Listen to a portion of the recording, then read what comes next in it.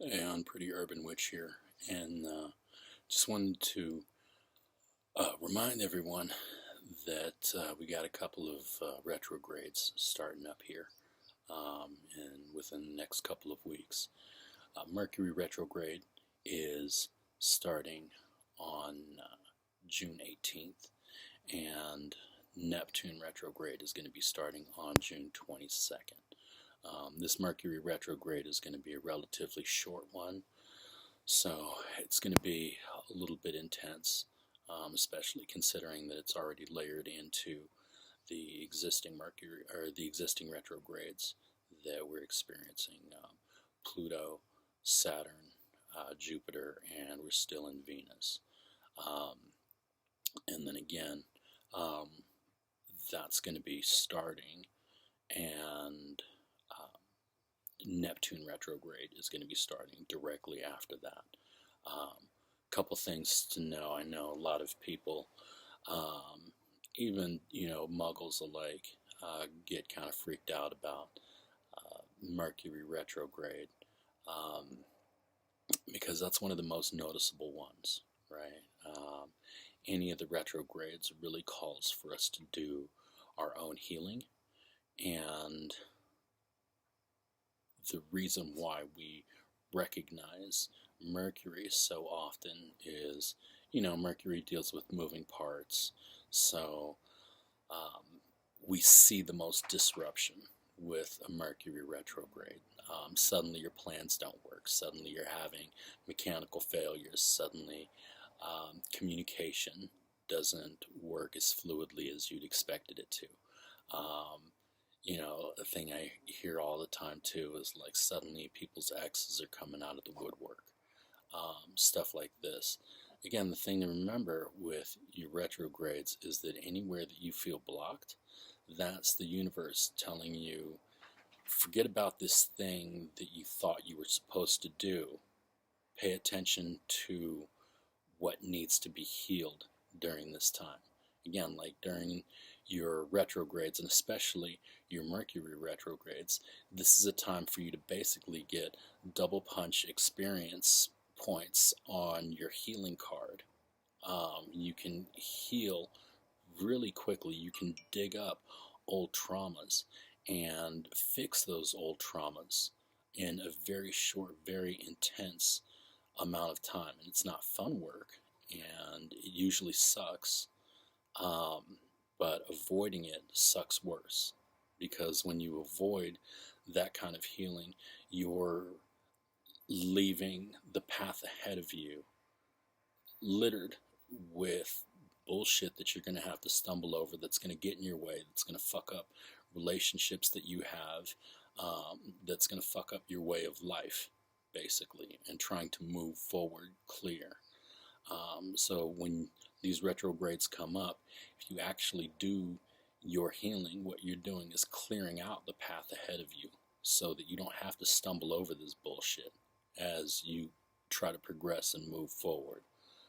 But we get it in our heads that if we have a plan, if we have shit that we're supposed to do, if we have things that we're going to do, then we just put our heads down and just try to barrel through it no matter what. And we drag all this luggage and all this bullshit and all this unhealed stuff behind us. And because we're dragging it behind us, we're still leaving all this shit in the road in front of us that we haven't healed. All right, so that's just a quick and dirty on Mercury retrogrades, and like paying attention to like that kind of stuff. Another thing that came up the other day, my partner brought up that just because a certain thing is happening, just because there's miscommunication, just because something's going on, doesn't necessarily mean that it's a retrograde. Sure, that's definitely, that's a real thing. Like, you don't have to just wait for the planets to align to start trying to heal yourself. You don't have to wait for the planets to be in alignment in order for blockages to come up, problems to come up, miscommunications to come up, any kind of stuff like that. But when you're in these retrogrades, when this stuff is happening, if stuff comes up, take that as a gift or an opportunity to snatch that up and say, all right, cool, what kind of healing can I look at? What can I take a look at and pay attention to so that I can heal myself, so that I can grow and progress as a human being? So, take each bit with a grain of salt, but especially if you're going through these retrogrades, then, and stuff comes up, then just run with it, go with it, heal yourself up. Now, I'm mentioning these two now specifically because I've actually been pretty lax about talking to people publicly before we get to the retrogrades. Within the past year, I usually get to it at least a couple of weeks into a retrograde, and I'm like, we're in the retrograde. Hop on it, guys. This is why everything's been fucking terrible for 2 weeks. So I'm trying to kind of give people a warning of that right now. The reason why you're going to want a warning on it is because a lot of people, especially historically in the past, sensitives can start feeling the effects of a retrograde before it happens. We like to call this the shadow of a retrograde, as it starts kind of like moving towards that, whatever fucking gravitational pulls or fucking whatever is affecting the human body, and affecting all the fucking chemistry and biology within you. Like, that starts to get felt early on, and we're already starting to see the effects of these retrogrades. Moving through the shadow of these retrogrades, we're already starting to see these things happening. Some of you may already be experiencing stuff like suddenly there's like weird miscommunications between people that you'd normally communicate fluidly with, things like that. That's Mercury shit. But another one that I'd like to point out is, now we're moving on talking about Neptune retrograde. We're starting to see a lot of that shit happening already too. We're in the shadow of that one. And Neptune is not going to be a short one. Neptune is going to be months long. I don't have my chart handy right now, so I can't tell you exactly when it ends, but it's going to be months long. It's going to last through the summer. It's going to last pretty much up till, and I believe, into the Mars retrograde. Mentioned Mars retrograde before, but as we start moving through the summer, we'll start prepping for that and talking about that and talking about why that's important. Very basically, and we're stepping away from Neptune for just a hot second here, but very basically, the way everything's moving this year, as opposed to literally any other fucking year that we've seen, is that the seeds we plant now in the springtime, before the summer season starts to kick up and we start moving through whatever the fuck summer has in store for us, whatever seeds we plant now, that's what we determine what our harvest is going to be in the autumn and in the winter. And that's what I'm talking about, this Mars retrograding through Aries. It's going to be either feast or it's going to be famine. There's not going to be any in between this time around.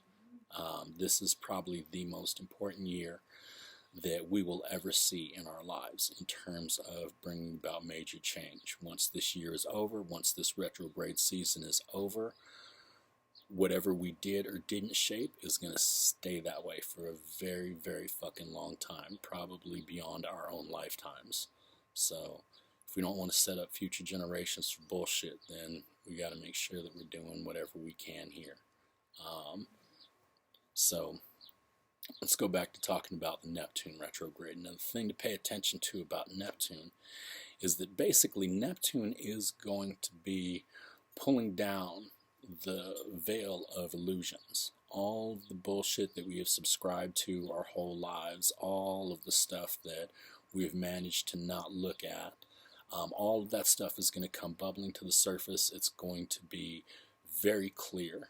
It's going to be, the truth is going to be staring us right in the face and demanding that we do something about that. Now again, We're already seeing a lot of that happening as we start moving through the shadow of Neptune, as it's on its way to proper ass retrograde, right?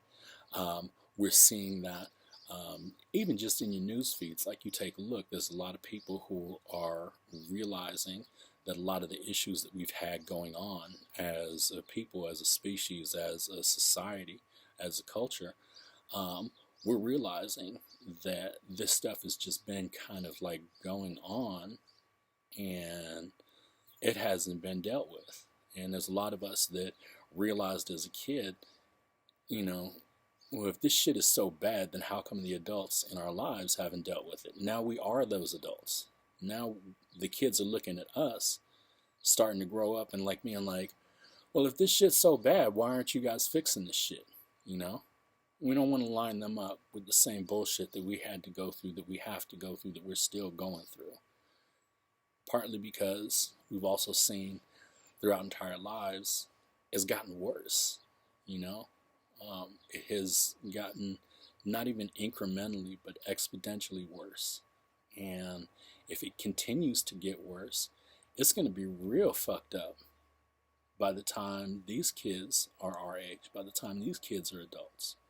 So, again, there's lots of work to be done this year. And as Neptune really